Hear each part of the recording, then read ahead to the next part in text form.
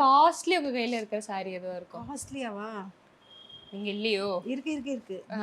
இதுவே வந்து எனக்கு 14,000 ரூபாய் இந்த சாரி. பியூர் பட்டு. பியூர் பட்டு. ஆ. பியூர் பட்டு. நல்லா இருக்கும், இது சூப்பரா இருக்கும். கட்னா வேற லெவல்ல இருக்கும். இப்ப உங்களுக்கு பார்டர் இப்படி பெருசா இருக்கிறது பிடிக்குமா? குட்டியா அப்படிலாம் அதெல்லாம் இல்ல. எப்படி வேணா நான் கட்டுவேன். எந்த எந்த எப்படி குடுத்தாலும் கட்டுவேன். பார்த்து புடிச்சா ஓகே.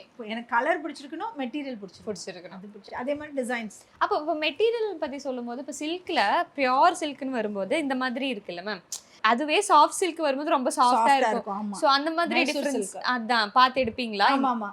மைசூர் சில்க்லாம் வந்து இப்படி ஒரு வேற இப்படி அமைக்கிடலாம், அவ்வளவுதான் இருக்கும் அந்த சாரி. அதுவும் இருக்கு என்கிட்ட. அதுவும் ப்ளூ கலர்ல இருக்கும். அப்புறம் இன்னொரு கிஃப்ட் சாரி காட்டவா? இருங்க. இந்த ஒரு சாரி என்னன்னா, இது வந்து ஒரு மேனேஜரோட அம்மா எனக்கு பிரசன்ட் பண்ண சாரி. நான் தாலாட்டு பண்ணேன். அப்போ அந்த மேனேஜர் பேர் வந்து விஜய். அவங்க அம்மாக்கு என்னை ரொம்ப பிடிக்கும். அந்த சீரியல்ல இருந்து அவங்க என் மேல பயங்கர ஆசை. எங்க வீட்டு கொலுக்கெல்லாம் வந்திருக்காங்க அவங்க. அவங்க வந்து திடீர்னு நான் எங்க அம்மா உங்களை பார்க்கணுன்னாங்கன்னு ஃபோன் பண்ணாப்ல. சரி வர சொல்லுங்க, இதுல என்ன இருக்குன்னு. ஊர்ல இருக்கவங்க அவங்க. அவங்க பார்த்தா தட்டு தாம்பலத்தோட வராங்க. பழம் பூவெல்லாம் வச்சுட்டு புடவெல்லாம் எடுத்துட்டு வந்து இந்த மாதிரி வச்சுக்கோ.